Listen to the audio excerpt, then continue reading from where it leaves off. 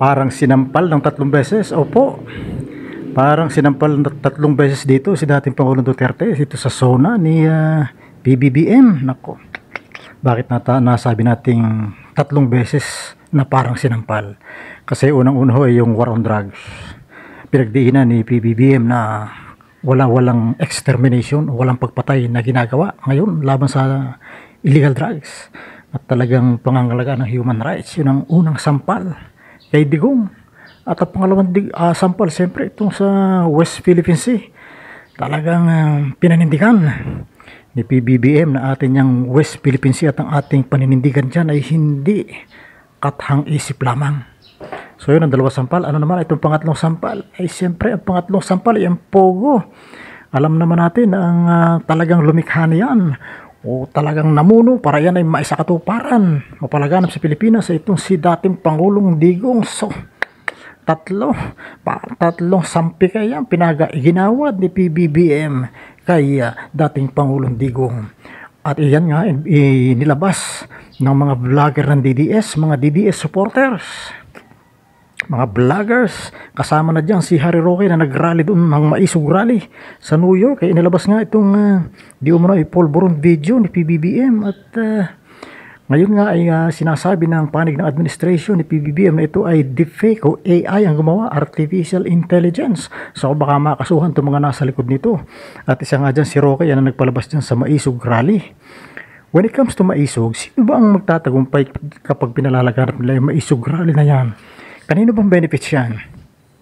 Abay di siyempre, kung sakali magtagumpay yan at sa pamamagitan niya na ay mapababa sa pwesto si PBBM, which is sa tingin ko napaka-imposible sa panahon ito, ay ang makikinabang dyan ay siyempre ang Duterte Group at ang China. Kasi nga ay kampi ang Duterte Group tagapagtangguli ng China. So pag mapababa ang PBBM ay mamamayagpag uli ang mga Duterte at siyempre mamamayagpag uli ang China.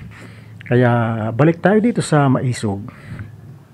Sa tingin nyo ba ang nagpupundor ito ay mga Duterte family?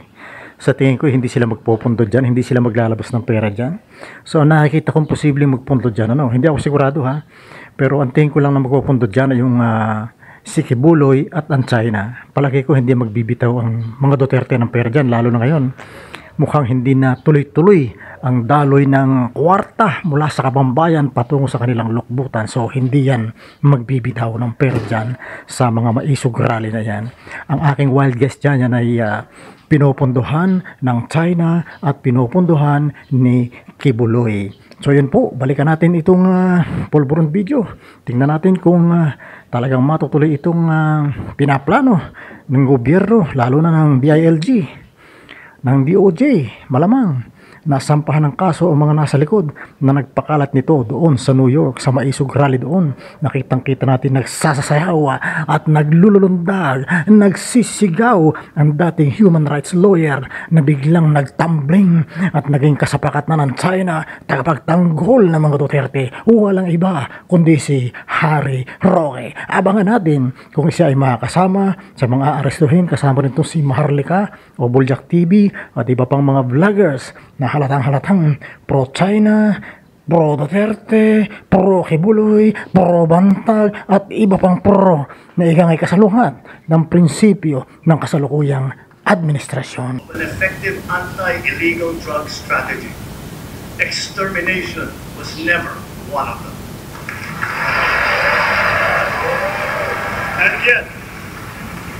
And yet, in more than 71,500 operations, it has resulted in the seizure of more than 44 billion pesos worth of illegal drugs and the arrest of more than 97,000 drug personalities.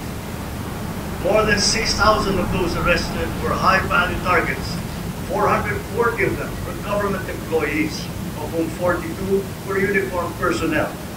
77 were elected officials. We have faced challenges to our territorial sovereignty, and we will assert our rights and interests in the same fair and pacific way that we have always done. We continuously try to find ways to de-escalate tensions in contested areas with our counterparts, without compromising our position and our principles. I know that our neighbors too are doing their best to make this work. The Philippines cannot yield. The Philippines cannot waver.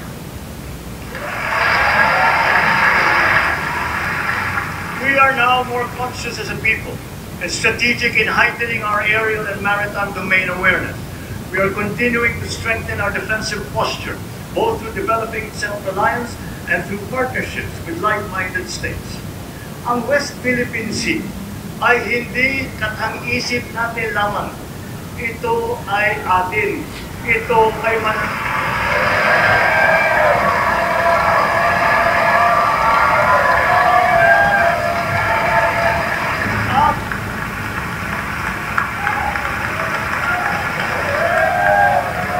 At ito ay mananatiling atin hanggat nag-aalaw ang diwa ng ating minamahal na bansang Pilipinas.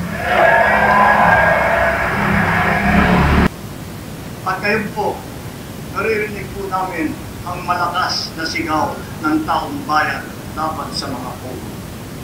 Disguising as legitimate entities, their operations have ventured into illicit areas furthest from gaming, such as financial scamming, money laundering, prostitution, human trafficking, kidnapping, brutal torture, even murder.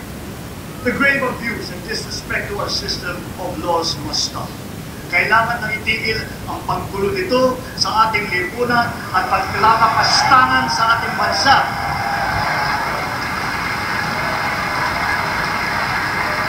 Effective today, all pogos are banned.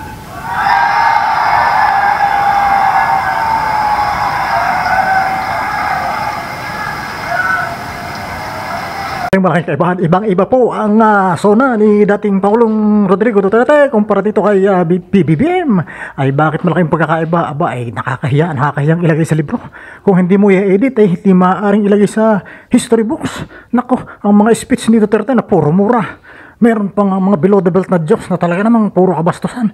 Paano mo isusulat yan sa history books?